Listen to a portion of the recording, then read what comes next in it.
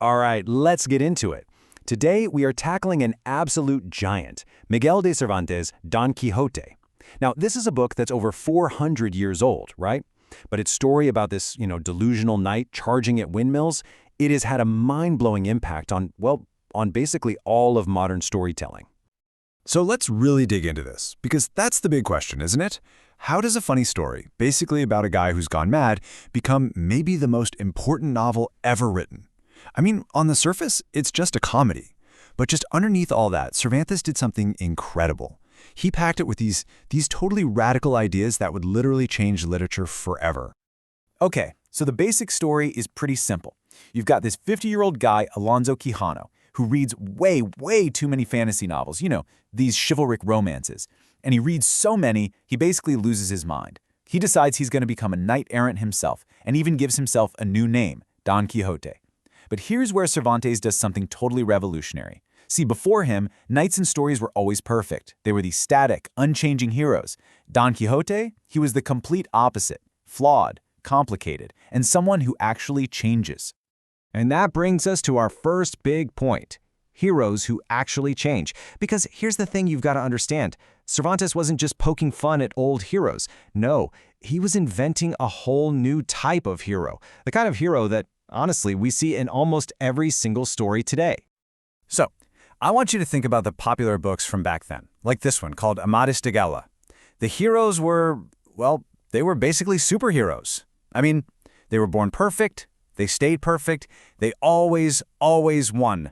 They never had a moment of doubt, never learned a thing, never changed one bit. They weren't really people, they were just symbols. And Cervantes, he was about to flip that script completely. And this quote right here, this is our introduction to Don Quixote's other half, his squire, Sancho Panza. And when we first meet this guy, he is the total 100% opposite of his master. He's just a simple farmer, He's all about his next meal and getting a good nap. He's pure, down-to-earth, unvarnished reality. But here's where the real magic happens. As these two travel the country together, they start to rub off on each other. They begin to absorb little bits of each other's personalities.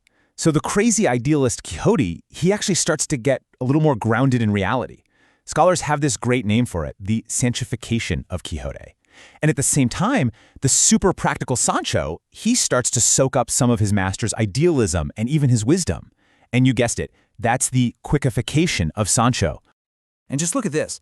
This shows you just how much he's changed.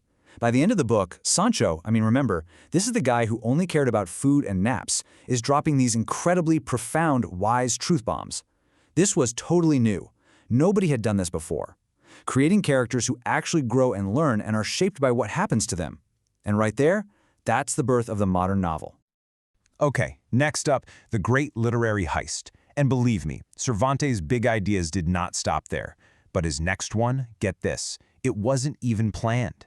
It was actually triggered by a real-life case of literary theft. So here's what happened. In 1605, Part 1 of Don Quixote comes out, and it's a massive bestseller. Then, almost 10 years later, some anonymous author, we still don't know who, writing under a fake name, Evelyn Ada, publishes a phony, totally unauthorized sequel. And, to add insult to injury, he trashes Cervantes in the introduction. As you can imagine, Cervantes was furious, so he was spurred to write his own official Part 2. But he didn't just write a sequel, oh no. He used it to do something that no one had ever even dreamed of before. And this is where things get really wild. In Part 2 of the novel, Don Quixote and Sancho Panza, they know they're famous. They exist in a world where Part 1 of Don Quixote, the book about them, is a bestseller. They're literally celebrities. People run into them on the road and are like, hey, you're the guys from the book. This is one of the very first and still one of the most brilliant examples of what we now call metafiction. Cervantes just completely demolishes the fourth wall here. At one point, Don Quixote literally walks into a printing press in Barcelona and finds the fake sequel being printed. It gets even crazier. He tracks down a character from the fake book and makes him sign a legal document swearing that he, the guy standing right there, is the one and only real Don Quixote.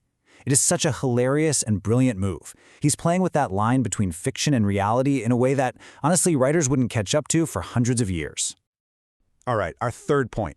A mirror for the ages. You see, all of this self-awareness is a huge part of why the novel still feels so incredibly modern. But it also does something else. It acts like a mirror, reflecting back the values and the big questions of whatever generation happens to be reading it. And there's no better example of this than a little story tucked inside the main novel. It's about a shepherdess named Marcella and a shepherd, Cristomo, who dies, supposedly, from a broken heart because she rejected him. So picture this. At Grisostomo's funeral, all the other shepherds are there, and they are all blaming Marcella.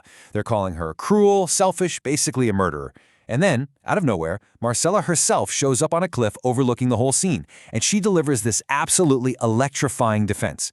She argues with perfect logic that she was born free, that she has zero obligation to love someone just because they love her, and that just because she's beautiful, that doesn't give anyone a claim on her life or her choices. And this, right here, is where that whole mirror idea just clicks into place. You see how our reading of Marcella has changed over time?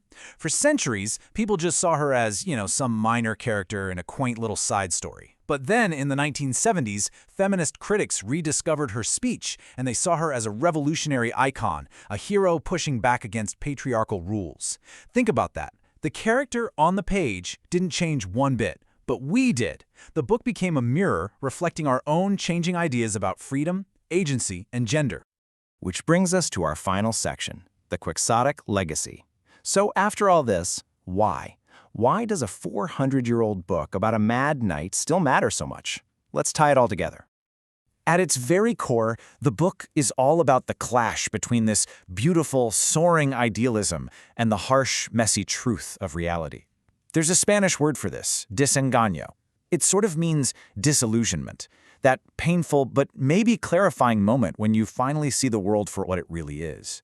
And this struggle is so powerful, so universal, that it literally gave us a new word, quixotic. It perfectly captures that noble, maybe a little bit crazy, but beautiful impulse to fight for a better world, even when the odds feel impossible. So when you put it all together, you realize Don Quixote isn't just some dusty old classic on a shelf. It's the blueprint. It's the book that gave us the tools for modern storytelling. It showed us how to create characters who were messy and complicated and who changed over time. In other words, it taught us how to write stories about us. And that leaves us right back at the beating heart of this novel, with a question that feels more important today than maybe ever before.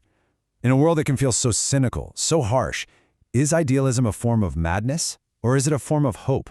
When we see something wrong in the world and decide to fight it, are we just being foolish dreamers like Don Quixote? Or is that quixotic madness the most vital, the most essential kind of hope we've got? The beautiful thing is, Cervantes doesn't give us the answer. He seems to say, that's up to us to decide.